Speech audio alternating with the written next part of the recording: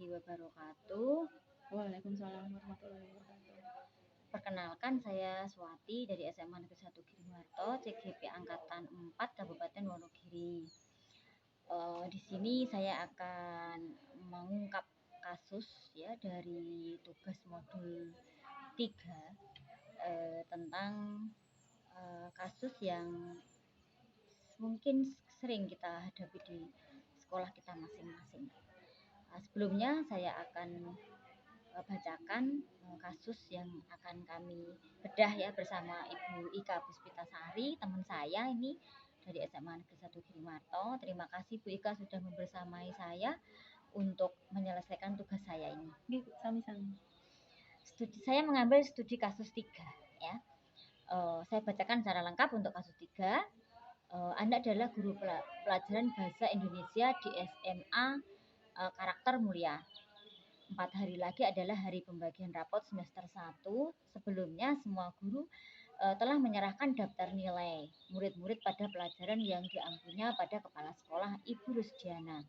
Ibu Rusdiana adalah kepala sekolah yang baru bertugas di SMA Karakter Mulia di tahun ajaran ini.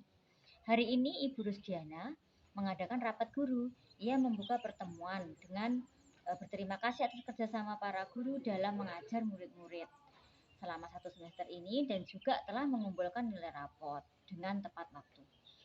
Kemudian ia menyampaikan bahwa secara umum nilai rapot yang diberikan oleh guru-guru terlalu rendah dan tidak mencukupi untuk mendukung murid-murid masuk perguruan tinggi negeri melalui jalur nilai rapot atau jalur tanpa tes atau kalau sekarang istilahnya adalah SNMPTN. Kemudian ia juga menyatakan bahwa kalau nilai rapot itu tetap seperti itu, maka murid-murid sekolah kita sampai kapanpun tidak pernah bisa diterima di perguruan tinggi negeri dengan nilai jalur rapot. Ia dengan tegas menyatakan ya, untuk memperbaiki nilai yang sudah ada. Ia juga menyatakan bahwa salah satu target kerjanya di SMA Karakter Mulia adalah membuat 25% murid diterima di perguruan tinggi negeri dengan jalur rapot. Oleh karenanya, sejak murid-murid di kelas 10, nilai rapot mereka harus dibuat bagus dan menunjukkan grafik peningkatan. Nah, Ibu Rusdiana akhirnya meminta guru-guru untuk menaikkan nilai murid-murid 10 poin.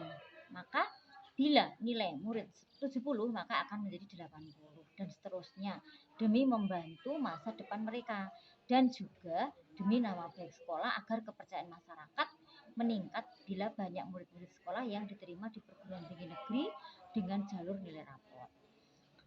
Anda telah mengajar di sekolah ini selama lebih dari 5 tahun dan selama ini Anda merasa diberi otoritas dan kepercayaan penuh dalam memberikan penilaian pada murid-murid Anda. Selama ada bukti-bukti penilaian yang lengkap, akurat dan dapat dipertanggungjawabkan. Anda merasa kredibilitas Anda diragukan dan integritas Anda dipertanyakan. Bila Anda meningkatkan apa yang akan Anda lakukan dan atas dasar apa Anda melakukan itu. Saya bertanya dulu kepada Ibu Ika ya, menurut pendapat Ibu Ika bagaimana dengan kasus di sekolah SMA Karakter Mulia. Nanti kita sharing ya Bu Ika, berbagi dengan pendapat saya kira-kira sependapat atau tidak. Silakan Bu Ika.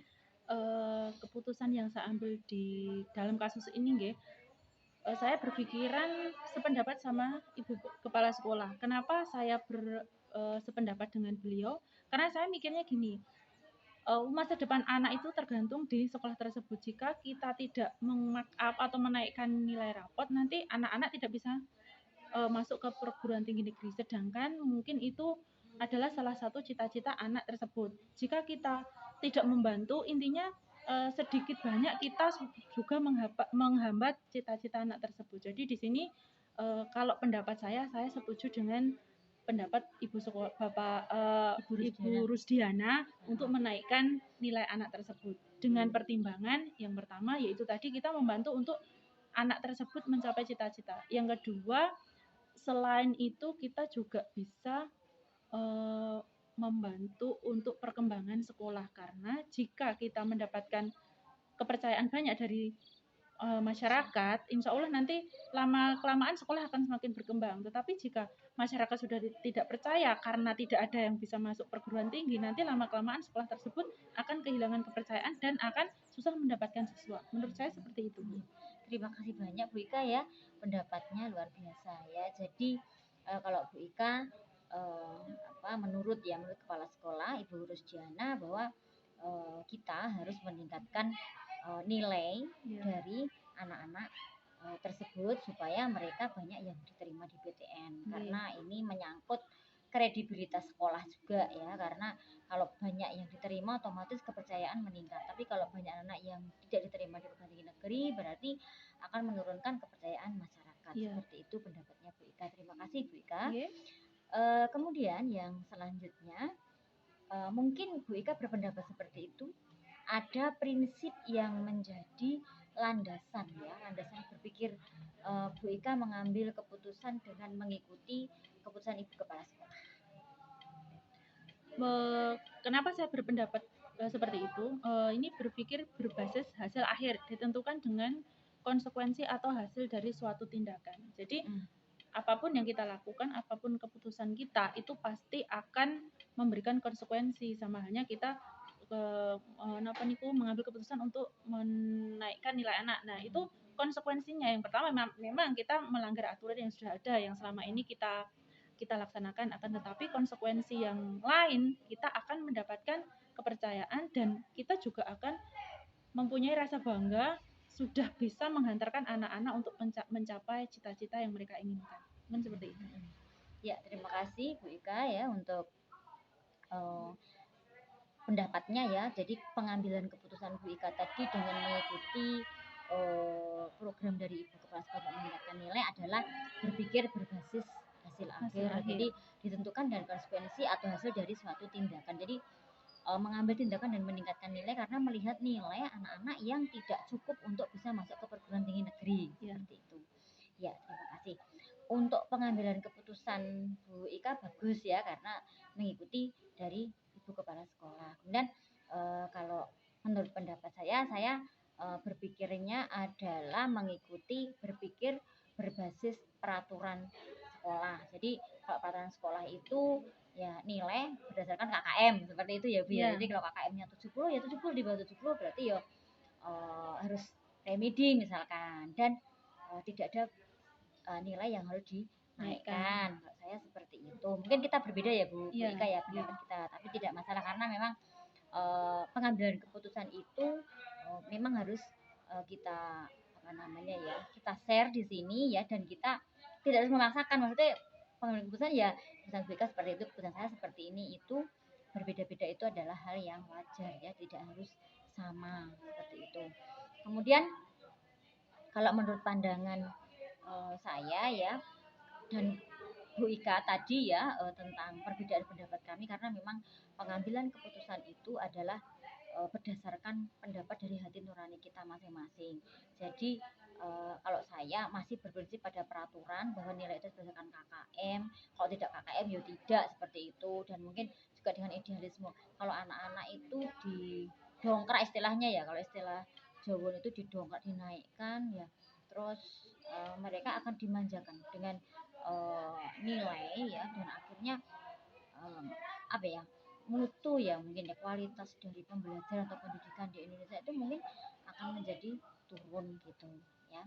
Jadi kalau harus meningkatkan nilai didongkrak itu tidak sesuai dengan hati nurani saya, karena prinsip saya adalah kita mengajari anak-anak untuk jujur, untuk sesuai dengan peraturan, sesuai dengan ketertiban, kejujuran, prinsip-prinsip seperti itu saya terapkan dengan baik ya, atau dengan tertib gitu, biar anak-anak juga nanti terbiasa dengan disiplin, tanggung jawab, kejujuran dalam menempuh masa depannya nanti, seperti itu. Kemudian mungkin juga ya prinsip-prinsip yang kita ambil di sini ya, kadang-kadang memang perlu ya prinsip berbasis hasil akhir. Jadi setelah hasil akhir baru kita menentukan tindakan apa yang kita ambil, karena ternyata tidak sesuai dengan harapan gitu. Dan nilai-nilai kan kita harapkan sebenarnya anak-anak kan nilainya bagus ya.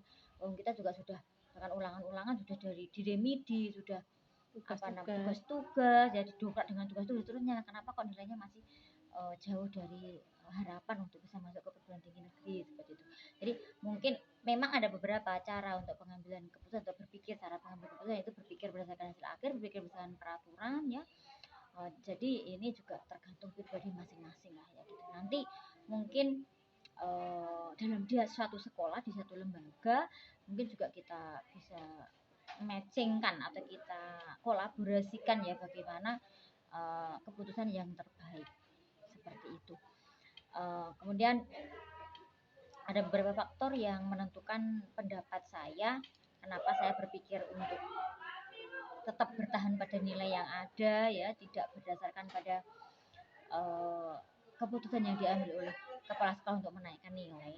Yaitu tadi mungkin idealisme, kejujuran, ya mungkin penanaman tanggung jawab kepada anak, kedisiplinan, seperti itu ya yang masih saya pegang teguh seperti itu. Faktor-faktor yang menentukan saya berpendapat bahwa apa ya, ya perlu ya, kredibilitas sekolah itu ditentukan oleh nilai, tapi kalau nilai hasil dongkeraan itu kalau menurut pendapat saya masih tidak sesuai dengan hati nurani saya kira itu ya. Saya kira itu Bu Ika ya, terima kasih banyak Bu Ika sudah membersamai saya, menemani saya untuk menyelesaikan tugas ini dan juga untuk sharing-sharing kita.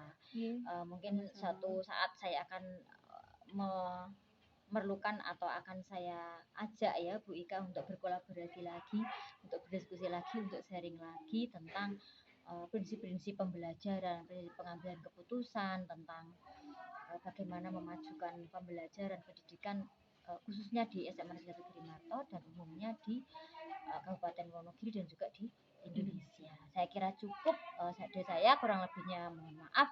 Wassalamualaikum warahmatullahi wabarakatuh. Waalaikumsalam warahmatullahi wabarakatuh.